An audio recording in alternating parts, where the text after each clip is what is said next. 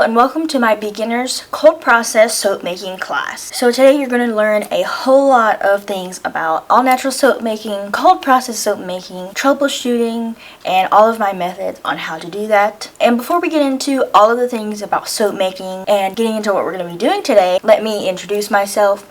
My name is Cadence Rose. I am going to be your instructor today. I am the owner of Cadence Rose, my soap making company and skincare company where I make all natural skincare that any skin type can use. I prioritize putting all of my ingredients on labels for 100% transparency. I have had this business for a while now. I have made thousands of bars of soaps of many varieties, and I also teach soap making classes across Virginia, and so now I am expanding my reach to the rest of the world because I have had so many people ask me from many other countries and other places in the US for a online soap making class, so that's what I'm doing. One of the interesting things about me is I am 16 years old, but I have a lot of experience with my soap making and my handcrafting of all types of natural products. So you're going to learn a lot today. I also have a YouTube channel with over 180 tutorials on different things like different products other than soap.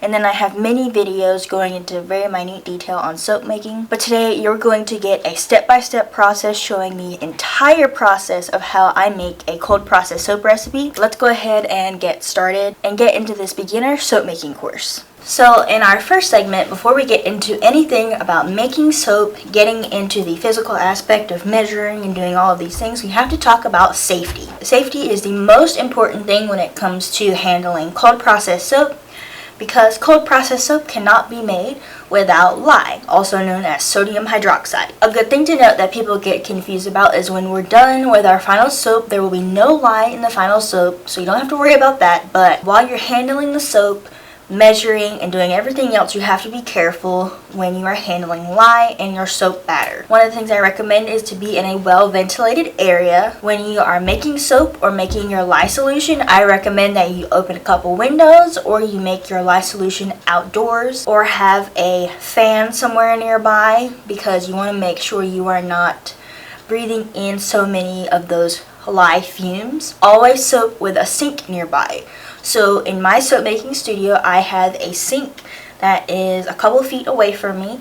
So if there was an accident that was to happen or something that was to get on a surface that I don't want it to get on, I can immediately go to my sink and access running water and especially cool water. You never want to soap without a sink nearby, and especially not anywhere on your premises, because if you have an accident, the accident can become incredibly serious only because you didn't have a sink nearby and it was very preventable. Another good thing to have is white vinegar. I have this in a big bottle, but you can get this in a small bottle. This is good for neutralizing the lye, but only use this on your surfaces. So if you get some lye on a surface and you want to get it up with minimizing the risk, you can use this. Never soap around children or pets. Like in my soap studio, this is in my basement. My dogs are upstairs, and if I had little siblings, they would be upstairs as well. No children are around. Remember to wear proper clothing. When we start making our soap, I will put on an apron just to make sure that if I get something on my clothes, I will be able to have a layer of protection, because you might think, oh, it got on my clothes, it's not on my skin, but those chemicals can seep through because they're a liquid and can end up touching your skin and can cause burns. And also our safety items. These are the most important because these are integral to making sure you don't get any serious injuries. So we've got our safety goggles.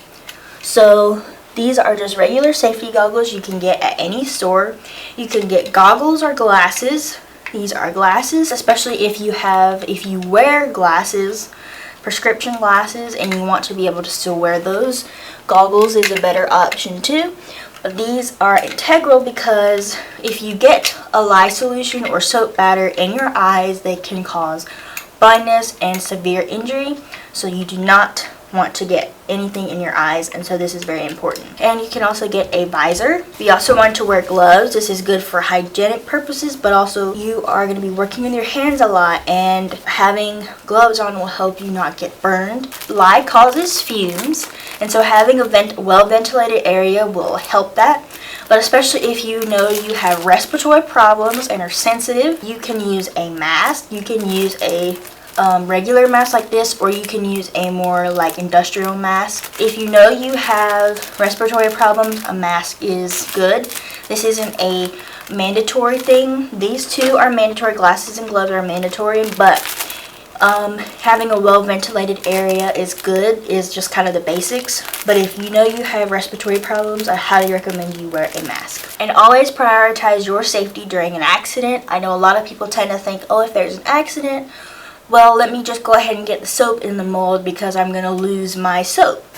But if you have an accident, if you spill something, if you get something on your skin, immediately drop what you're doing and go ahead to that sink, change your clothes, change your gloves, whatever, get whatever is on you off of you, because that accident can escalate very quickly and become incredibly serious and dangerous just because you didn't get that off of you.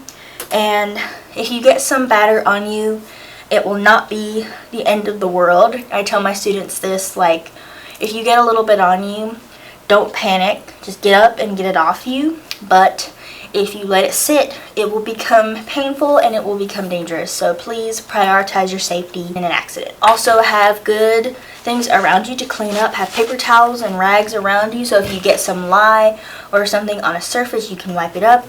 And we also have a first aid kit. It doesn't need to be this big or anything like this, but I have a soap making business, I have a studio, so I have a whole separate first aid kit for my studio. But if you have a first aid kit anywhere in the house, or even just some first aid items, that is good. And of course, if you get a lye burn or any type of burns, or have an accident while you're making soap, seek medical attention and don't ignore any signs of injury. We're about to get into measuring our lye, but before we do that, I want to go over temperature, because temperature is really important, and like I said, with safety, temperature is also very important for your safety as well, because of course high temperatures can be dangerous. One thing I recommend all of my students for your soap making, because temperature is so integral to soap making, it can make your batch become trash if you have a bad temperature going on. So I recommend body temperature. That range is about 97 to 100 degrees for all of your ingredients. Oils, lye, if you have some type of essential oil or additive going in, all of your ingredients, you want to keep them around that range. And this is not room temperature. That's a good thing to remember, because my room temperature is not your room temperature. If you are in a very hot, humid environment or in a very cold environment, that is not going to be body temperature. So remember that. Temperature can have very opposite effects. So if it's too hot, it can cause acceleration. That means your soap will get very thick and it will not be able to be poured into your mold. Or if it's too cold, your oils will start to harden and they won't mix properly, which we will get into more of this later when we start actually talking about what the oils do and all of that. Volcanoes, this can be caused of extra hot temperatures as well. This is dangerous because if your soap is poured into your mold with lye still present and it starts to volcano, it can pour onto different surfaces. You don't want that to be present. And even if you have the best recipe in the world, temperature can alter it to where it is unusable. So you want to make sure you pay attention to temperature and keep your temperatures around body temperature, all of them. So now we're about to measure our lye. So we're going to measure this first because lye is going to be the hottest ingredient that you will measure. So when you first measure lye and mix it with your water, it can get up to around 200 degrees. So we want to measure this first so it will have time to cool properly. And so we're going to put on our safety gear, and like I said, one of the things is if you do get, like if I'm measuring this right now, and if I get something on my skin, I'm going to immediately go and wash it off. And you want to remember, whatever you're doing with lye, pour slowly. If you're pouring water, if you're pouring lye, whatever you're doing with this process, you want to do it very methodically and carefully so you don't splash anything. So right now I'm going to get all of my safety gear on because I'm about to mess with my lye portion. I got my apron. first thing I'm going to go over is how we use our recipe and our scale. So one of the materials you're going to need for soap making that you need to buy before you start is a digital scale. So this scale is going to have multiple units and is going to be very precise. So we've got grams, milliliters, ounces. You know, if you look at your recipe, you're going to notice everything is in very small increments. So we've got 3.25 ounces of water and lye. So that is a very small measurement and it is very precise. It has multiple places and you want to make sure you measure to each one correctly. So that is why we don't measure our oils and our lye and our essential oils and all of that with teaspoons, cups, measurements like that. We do our digital scale.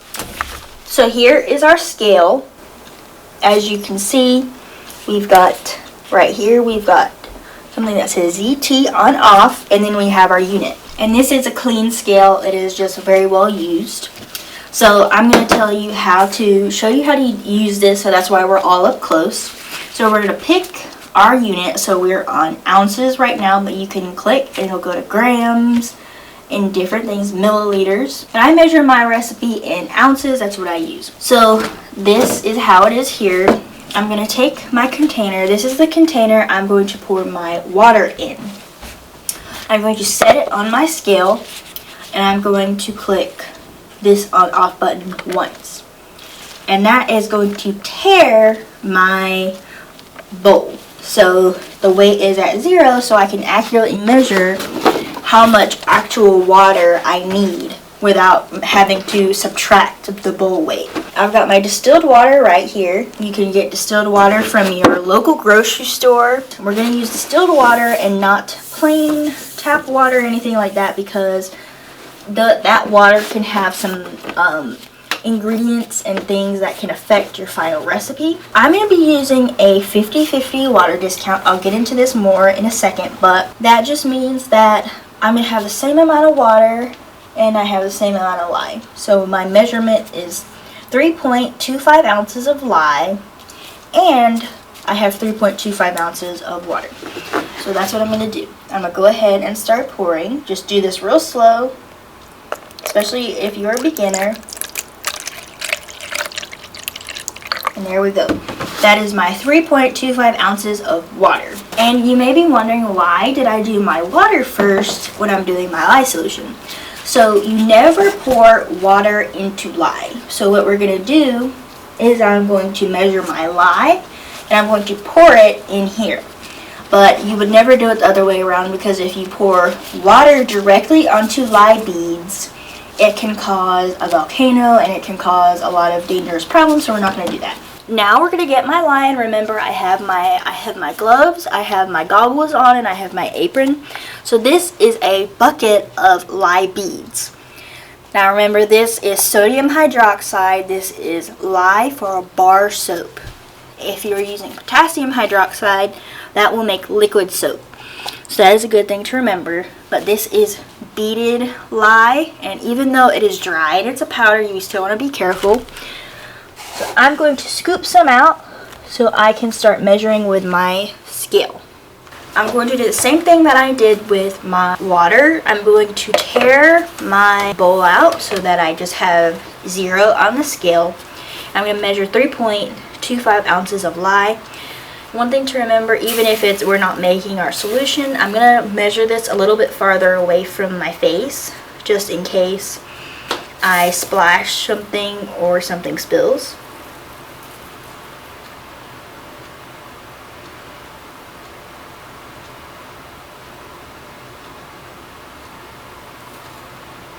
So there is my 3.25 ounces. Now I measured these separately because I feel like for beginners, especially if it's your first time using a digital scale, you want to measure your things separately in case if you mismeasure one of these, you can pour some back and measure it again.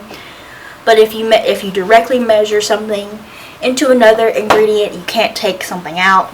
So yeah, I have my 2 measurements and I'm going to mix them together to make my lye solution. And like I said, I'm going to pour this away from my face, so in case there's fumes, which there will be because it's hot.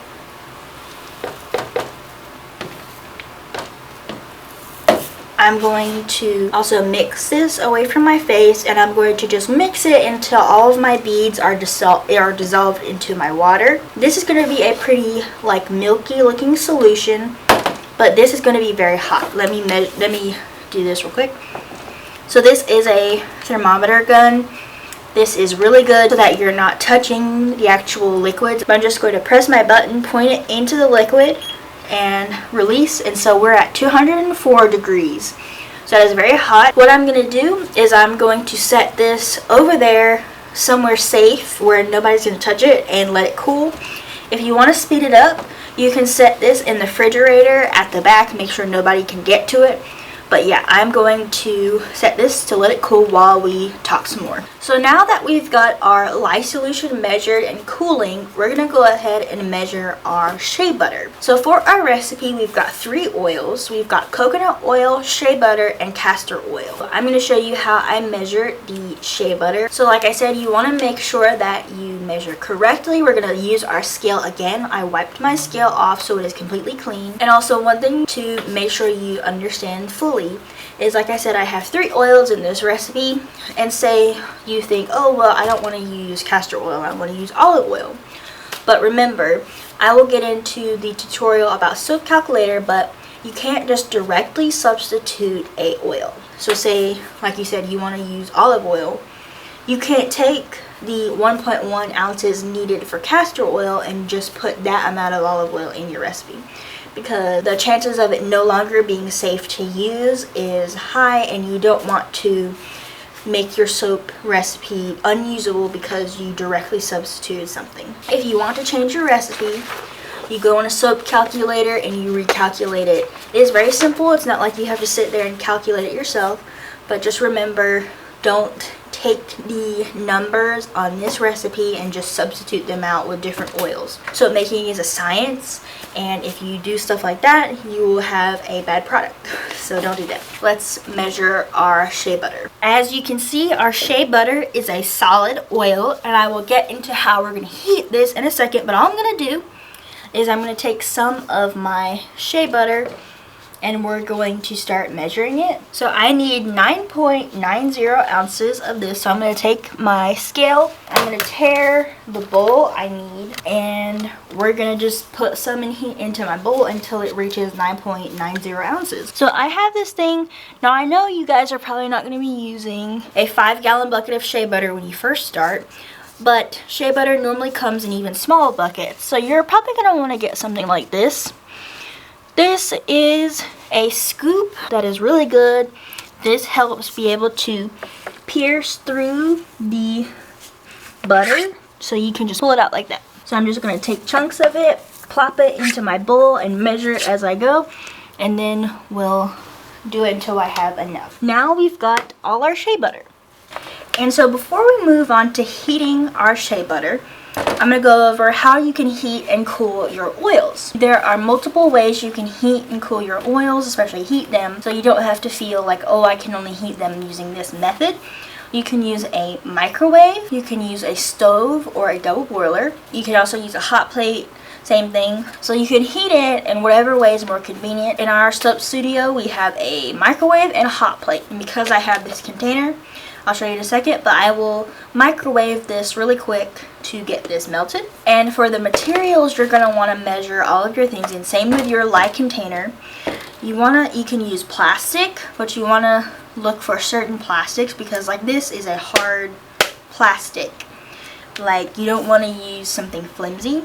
So there are 2 plastics. They are called 2 and 5. You can find that number on the bottom of the bowl, and that is how you know, okay, this is a sturdy plastic that can hold heat and harsh ingredients like lye. You can also use stainless steel. So like my table here is pure stainless steel. So if I drop some lye on this, if I drop some soap on this, it will be okay. It will not erode my table. And so that's a good thing to know. Don't use aluminum, wood, and certain flimsy plastics, because those will erode with soap and lye. So don't want to use those. And like my spatula I was just using, that is a silicone spatula, so you can use silicone as well. So silicone, certain plastics, and stainless steel are perfect for soap making. And this thermometer is not just useful for the light portion. You want to check your temperatures of your ingredients throughout the whole process. So once I heat my oils, I can check the temperature to make sure that I don't need to let them, to know how long I need to let them cool for, and or if I need to heat them some more. While your things are cooling, you can let them sit somewhere, you can refrigerate them, and you can stir them consistently to make sure everything is circulating and getting equal air exposure. And like I said with my lye, I have it over there on a table, but if I made my soap in the kitchen, I would want to label my bowl to say this is a lye container, this is dangerous, don't touch it, you know. So yeah, I'm going to go stick this in the microwave. Because this is a pretty small amount, I'm going to do this in about 30-second bursts, but I'm going to monitor it thoroughly throughout because overheating your oils can damage their nice properties, and you don't want to mess up the texture of the oils because they are overheated. So I'm going to do these in small bursts, and I'm going to mix it throughout. So yeah, I'm going to do this for 30 seconds. After my 30 seconds, I'll look at it and I'll mix it and see how it's melting so far. And shea butter is a pretty soft oil, the kind we get, so it doesn't take too long to heat. You want to make sure you don't overdo it. That's softer than it was, but I'm going to do it for 30 more seconds so we can get it, because we want it to be a liquid. Yeah, and now you can see it is getting more liquidy. So that's what I'm going to leave it at. Okay, so now I'm going to go set this on my table. And that is one thing, I mentioned something called false trace earlier, and this is a great thing to talk about right now as you just saw this transformation. So you see how shea butter is a hard oil and it will become a liquid. So say I melted it into this liquid, but I kind of lollygagged and I waited until it cooled. So it's still liquid, but it is cool. Once you start making your soap and you start adding other cool ingredients, and it will lower the temperature, and so my shea butter will start becoming hard again, because hard oils have temperatures that they start to solidify at. So if I get this too cool, then my shea butter will start getting thick, and I might think, oh, my soap is getting to a trace, which is a visual cue that soap makers use to know when they can pour the soap, which we will talk about when we start getting into mixing. But it might not be a trace. It might be at a false trace because of the shea butter. And that cannot be good, because if your soap is not mixed properly, you will have extra lye in the soap, in different pockets of the soap, so you don't want that. So now that we've got that there, I'm going to talk about some other things with soap making, like pH strips. So I'm going to show you this. So what I have here is I have a little tub of water, I have some pH strips, and I have a piece of soap. So you're going to do this after you make your recipe. But if you ever wonder, even though I measured my recipe, I think I did everything right, how do I double check and make sure my soap is safe before I say I use it myself or I gift it to somebody? So take your piece of soap. Once you're done making this, you're going to take this pH strip. So soap is going to have a pH of around 8, so that's going to be green.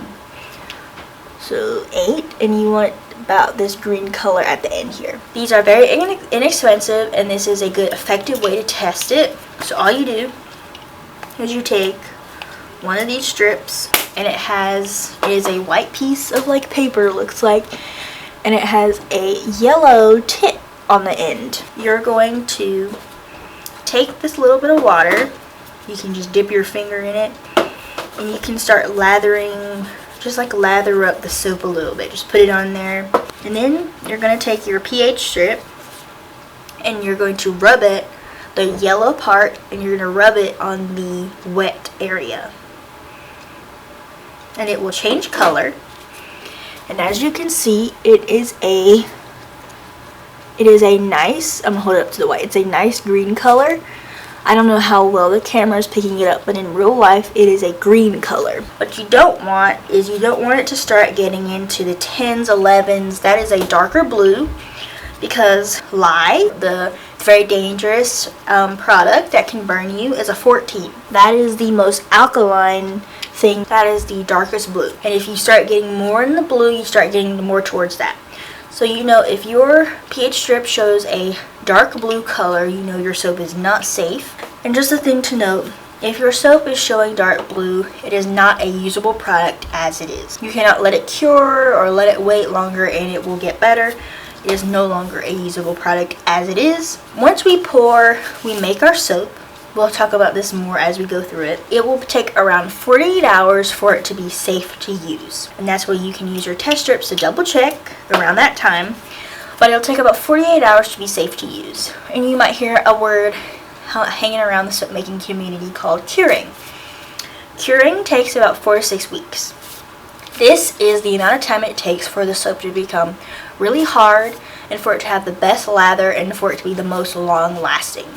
So say if you're going to give this to family, or like me, if I sell my soap, I'm going to sell it to the public, I'm going to let it cure for that amount of time. But don't get confused, it's safe to use at around 48 hours. It's just if you use it, say at around 3 days, it will be, the lather won't be as nice, and it might not last as long, but it will still be a usable bar of soap. That's just a good thing to remember. The next thing we're going to do before we get into actually making our soap is we're going to measure out our additives.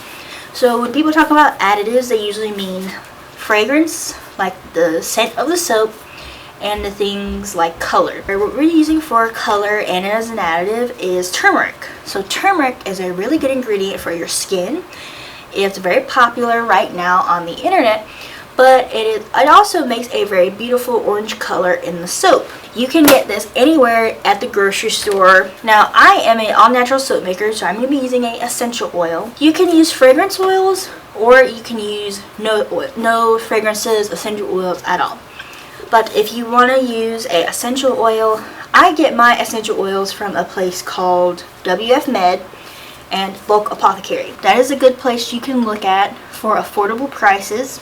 So I'm going to be using Orange 5-fold essential oil. Essential oils are also very potent products, so you don't want to just pour as much essential oil as you want, because essential oils are very concentrated. Say for example, you use spearmint. Spearmint is a very strong essential oil, you know. If you get pure spearmint essential oil on your skin, it will burn like a burn. It will hurt. So they are so concentrated, you want to make sure that you use them in correct quantities. That is also why they come in like stainless steel containers. So you don't want to just go willy-nilly, oh it smells good, let me pour like 5 ounces of this in something. No. So I'm going to be doing 1.1 ounce of orange essential oil. Same thing, tear out my jar so that it is 0 on the scale, and I'm going to pour this.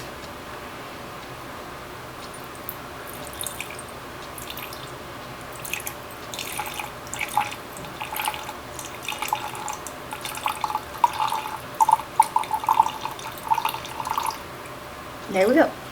And for my turmeric, I have 1/2 teaspoon of turmeric, because turmeric is very potent. If you ever get turmeric on your skin or you drop it somewhere, you will understand that that is very potent and it makes a mess. And then we have sugar. So this is an interesting ingredient and it's super nice because you probably have sugar in your pantry and you can get it anywhere. So this is just pure sugar, and I'm going to put some water in it, but what you do is you use 1 teaspoon of sugar per pound of oils. So on your recipe, you'll see the total oils, not the total soap weight, but the oils. So I've got 1 teaspoon of sugar. But I'm going to put a little bit of distilled water in this to make it a kind of syrup. This will be easier to mix like that. And this is so simple, you don't even need to pull out your skill. All you do is you use enough distilled water. And we're going to use distilled water because this is going in our soap. We don't want anything like the stuff that's in tap water. We're going to just pour enough to cover and dissolve the sugar. So we don't even need a lot. You need just a very small amount. And I'm going to put this in the microwave for a couple seconds just because you don't want to have a bunch of granules in your sugar solution. And heating it up will help dissolve it completely. And as you can see, that looks as clear as water because that is heated now. I'm going to re-put my glasses on, but I'm going to put them back on because my lye is here. So I measured my other oils And so I'm going to combine my shea butter and my coconut oil and castor oil together. And like I said, I recommend that if you're a beginner, that you measure some of your stuff separately so you can get the hang of using your scale and measuring precisely, because you know you don't want to overshoot something and then you can't take it back, you know. And this is a good thing to remember. I'm going to add my additives before I add my lye into my oils. So I'm going to first add my sugar water. And the thing that we're going to be doing, so when we add our lye to our oils, that is going to start something called the saponification process. So that is a fancy word for, aka just saying it's going to make soap, you know, because lye and oil make soap. So that is what that process is called. But as soon as the reason we're adding our additives before I'm adding my turmeric is because think of it like as soon as you add your lye, a timer kind of starts. And it's not a fast timer because this recipe is formulated for beginners, so it's easy. But a timer does start because a part of that saponification process, making soap, is going to get hard. It's going to get thick and it's going to start setting up, because this is going to be a bar soap. Trace is, like I said earlier, we want to get it to around a more of a pancake batter consistency. Once it starts getting to the point where you can't pour it, you have to scoop it. That is too thick. I add my essential oil. We want to keep it at a pancake batter consistency. So yeah, that is a good thing to remember. Oil and lye will start making soap and it will get thicker to start forming that bar. But you want to make sure you know how to work with it so you can pour it and you can have a successful soap making. So I'm going to bring you guys in so you can see me mix, because what I'm going to do, I have all my additives and my lye is not in yet. I'm going to take my stick blender. This is called a immersion blender. You can get this at any local big store, grocery store, whatever. I recommend getting that instead of using a spoon or a whisk because it will save you so much time. We're going to blend it, make sure there's no chunks, which you will see once I bring you close, and then we will add our lye. So I'm going to bring you in and we can start with that. So this is just you can see some little specks of the turmeric and you can see some little chunks from the oils. So I'm going to take my immersion blender, and we've got this type of blender, which I will have some information on. We've got turbo. This is the bottom button, which is turbo. And we've got the regular. So the regular button up top is going to be our kind of slow mode. That's what I'm going to use just because we want to just go slow. Just because this is also just oil, so we don't need to go crazy. So I'm going to hit the blender on the bottom. And even though we don't have lye, we want to make sure we get into the habit of practicing safe blending. So you see these holes on your blender.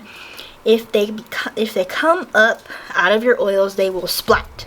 And if you do this while you have lye in the oils, this could cause burns and injury. So you don't need to hold the blender to hold it to the bottom, but you don't want to hold it up out of the top. So just keep it in the liquid at all times. So yeah, and we're gonna hit it at the bottom to get all the bubbles out, and then we're gonna just press and go. And you can tilt it to one side to concentrate the liquid better. And a good thing to remember is you can pulse it like this. Just because when you're a beginner, you don't really know how the best techniques are to blend your recipes, but just keeping it slow and steady is always good.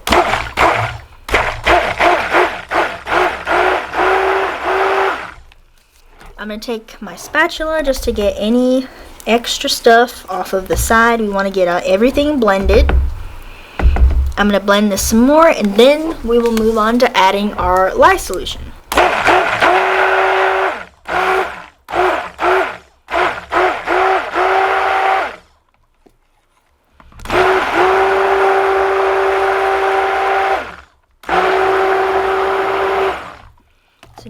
have this very pretty golden color, I'm going to add my lye solution.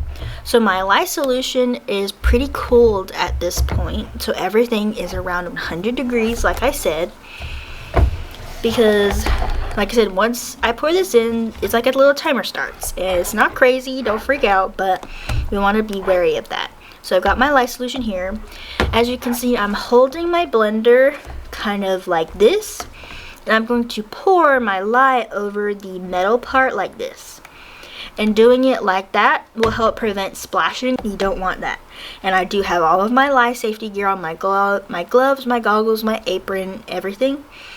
And I'm going to slowly pour this. You don't have to go like a snail, but you just pour it slowly. Don't want to go crazy. And then yeah. And I'm just going to slowly mix it like this, and you will probably start seeing a bit of a color change. So that is something you can look out for, but you're just going to mix it slowly. And like I said, when you are starting making soap, especially if you're a beginner, you want to practice cautious blending. So I'm just going to tilt it to the side just a little bit to concentrate it more, and I'm going to pulse lightly.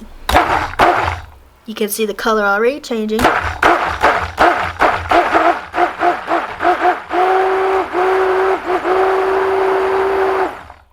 Yep, as you can see, it is already changing slightly. And yeah, you want to make sure you are just blending carefully and cautiously. You don't want to go crazy. Orange essential oil and all of these oils here are very well behaved, so this shouldn't become crazy, because there is something called soap seizing that does happen. So say for example, as soon as you poured my lye in, my soap became as hard as a rock. That is what seizing is, and that is not something you want to happen. So like you see how it is just at a good consistency right now. That's what we want, but I think you can tell that it is already becoming thicker. And I will show you exactly what trace means and how we do that once it actually gets to a trace, because you can't see it right now. But I'm going to keep on my low setting and just pulse it.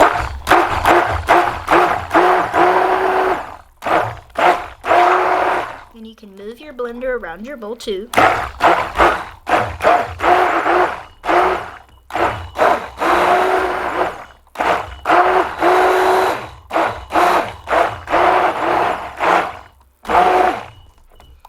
So this is coming on very well.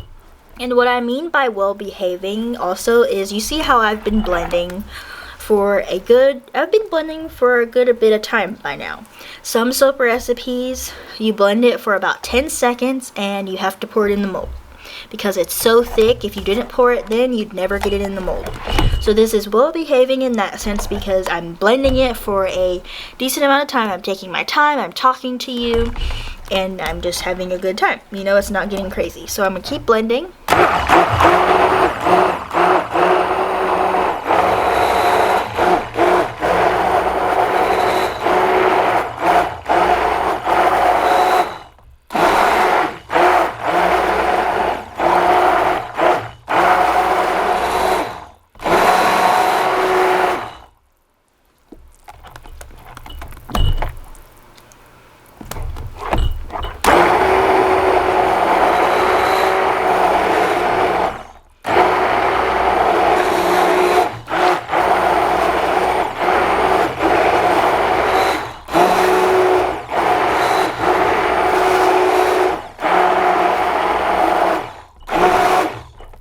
You can see it is just progressively getting thicker, and so now we are at a type of trace. And you see how when I lift my blender out of my soap, it is leaving behind these kind of marks right here.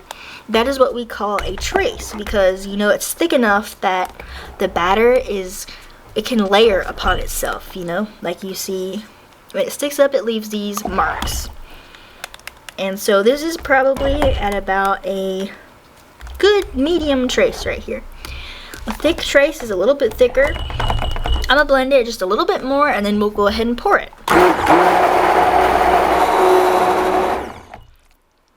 Yeah, like I said, we want to still be able to pour it. We don't want it to be so thick that we have to start scooping it, because that is hard to work with and it's just not fun. So now now that this is all at a good consistency that I want, I'm going to try to scrape as much of this off my blender as possible, because this product as it is right now cannot be washed down the drain, because it's not soap yet. This will be soap in 48 hours, but right now it is still oil and lye, and that oil content will mess up your drains. So I'm going to take my batter here and I'm just going to slowly pour it into each of my molds. And I'm just going to fill them up. We're just going to do it and kind of spread them out. You can see it's pouring nicely, but it's still at a good consistency.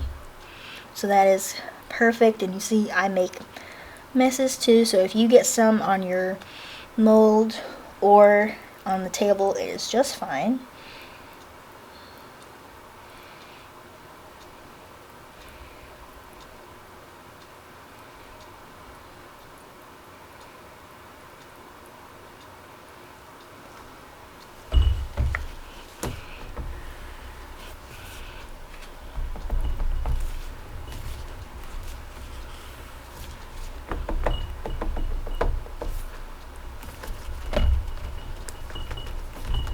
And as you get towards the end of pouring your soap, if you have some left, you want to make sure you scrape as much of that out as possible, just to prevent waste and to also just clean up your bowl, because like I said, this cannot go down the drain. And so if you have extra, you either need to pour it in something that can solidify so it can be soap, or I'll show you in a second, you need to wipe down your mold. And so now we're going to clean up our bowl. I'm going to take a paper towel and I'm going to wipe out as much of the excess as possible, because if I'm going to wash this dish, say I'm going to wash this dish in a couple minutes after I'm done making my soap, you want to get it as clean as possible. Okay, and here is the final soap pour in the mold. So it has been a little bit after I poured the soap, and now I'm going to spray it with alcohol. So this is 99% isopropyl alcohol, aka rubbing alcohol. I waited a couple minutes to start doing this because when we poured the soap, it was at a thicker consistency, but it was still pretty liquidy. You want your soap to set up some before you spray it with alcohol, because it will make a wrinkly texture on the top if you spray it immediately afterwards. But all you're going to do is you're just going to give it a nice light spray over the top. And this is so you can prevent something called soda ash. So during that 48-hour saponification process, aka turning into soap, the lye that is still present in the soap during those 48 hours reacts to the CO2 in the air, and it causes this filmy ash over the top of the soap. Especially if you have thinner, smaller bars, the ash can go completely through the bar, and it isn't a harmful thing, it is just not the most pleasing to the eye. So you want to spray it just so you can have your soap bar have that nice pretty color and not have anything ashy going on. I'm just going to give it a good douse, and then it's done. Isopropyl alcohol also helps with temperature. So say your soap temperature got a little bit warmer than you wanted it to, maybe around 110, and it started to get a little bit warm in your mold. Spraying that would help regulate the temperature some to cool it down, so it would maybe not explode or start a volcano. And now that we've done that, I want to get into how to use Soapcalc and Calc. So this is the Soapcalc screen. Now when you look at this, you might think this looks kind of crazy, but I'm going to go through step by step of how to put your own values in to make your own recipe, and also to go through some more technical things about the recipe we're doing today. So you know how I was talking about earlier about why you should know about what lye you're using and which one's correct? So when you're making your recipe, the first thing you're going to click on is what type of lye. So we've got NaOH, KOH, and 90% KOH. For bar soap, you're going to ignore these two bottom two, and you're going to click the top one, which is the default, NaOH. That is another way to say sodium hydroxide, aka bar soap lye. And then we're going to do weight of oils. So it has you pick a unit. I normally do ounces. One thing that's nice about Soapcalc is even though you pick one of these, it will show in the recipe all 3 of these units, but you want to pick which one you need. So I'm just going to put in 22 ounces just for this example. Then we have 3 is water. Just click on lye concentration. This is the middle one. This is the most simple, I think, out of the 3. And you're just going to do 50. So this number is complicated, and you will learn more about this as you make soap. But when you're making soap and you're doing your lye solution, you have to decide how much water you want to put in your lye solution. The least amount of water you can do is a 1-to-1. So if you have 1 ounce of lye, you have 1 ounce of water, and that is the minimum water you can do. You can do higher percentages. Say if you have 1 ounce of lye, you have 2 ounces of water. That's one way you can do it. But the more water you have, the more water weight you're going to have in your soap, and the longer it will take to cure that out. Some people don't like to do 50-50. 50-50 I think is the easiest way, so I always recommend people to do that. So it's like say 1 ounce of lye, 1 ounce of water, so we do 50. Number 4 is our super fat and fragrance. We're going to put 0 for fragrance. That's what we're going to do Soapcalc for, and we're going to do a 5% super fat. So our recipe is 5% super fat, and you might be wondering, what is super fat? So in this recipe, you make this recipe and the lye and the oils combine to make soap. Super fat is a percentage of oils in the soap that will not be soap. So they will just be free hanging oils. There's 2 reasons. There's one is to help with moisturizing benefits for the soap.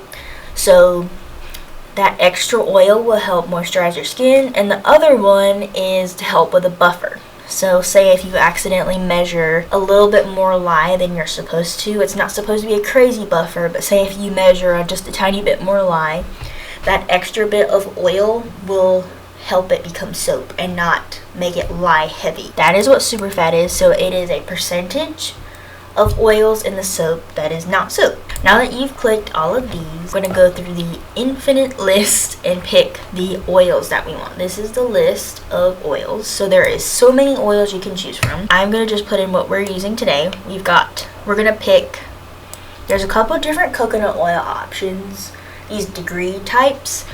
We're going to pick 76 degrees because that is the most common, and coconut oil is also a very affordable oil just in general. We're going to scroll down and find shea butter. So here's shea butter. We're going to add that, and we're going to find castor oil. And I'll go through how these ingredients work and why we did what we did for our recipe. Castor oil.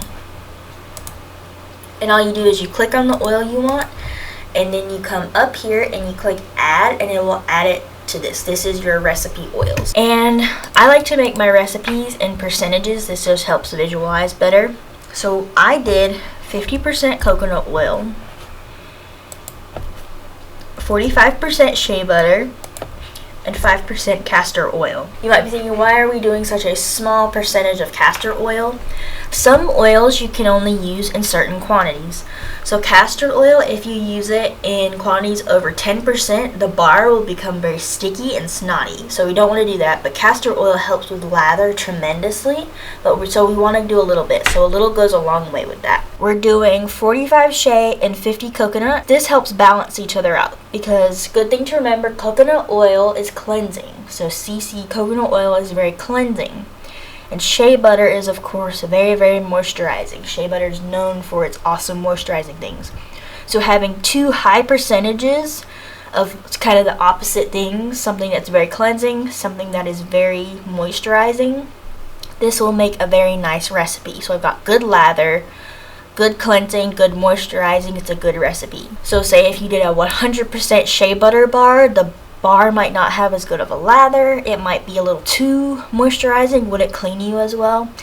And if you did a 100% coconut oil bar, you would want to up your super fat for more moisturizing. One thing I recommend you guys do is if you're making a recipe at home yourself, you're formulating your first recipe, I would recommend keeping your oils around 50% hard oils and 50% liquid oils. So say you would have 25% olive oil, 25% sunflower oil high oleic, and then you would have 25% coconut and 25% shea butter. So that would be a very good balanced recipe, and it would have, you know, good amount of hard and good amount of liquid, because both oils are pretty essential in making a good soap.